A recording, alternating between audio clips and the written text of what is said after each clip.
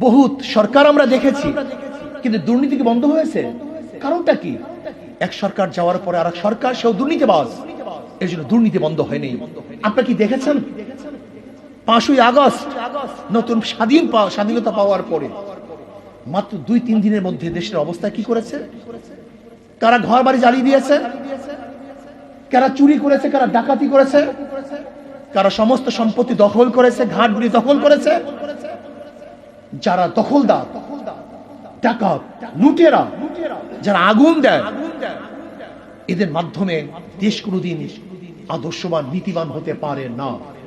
এর জন্য আমরা চাই নীতির পরিবর্তন, শুধু নেতার পরিবর্তন নয়। সুন্দর একটা উদাহরণ দিতে চাই। এ বি সি, তিনজনের তিনটা নাম। এ একজনের নাম, বি সি। এও চোর, বিও চোর, সিও চোর। ক্ষমতায় আসে এ, সে কি করবে? আবার আন্দোলন করো, সংগ্রাম করো, হটাও এ, রক্ত দাও, জীবন দাও, বসাও বি। সে কি করবে? হটাও বি।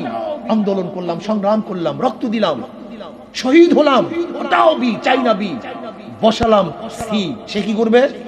কারণটা কি? নেতার পরিবর্তন হয়েছে, নীতির পরিবর্তন হয়নি। দেশ স্বাধীন হওয়ার পর থেকে আজ পর্যন্ত এ বি সি যারাই ক্ষমতায় ছিল, শুধু মানুষের পরিবর্তন হয়েছে, নীতি ও আদর্শ পরিবর্তন হয়নি।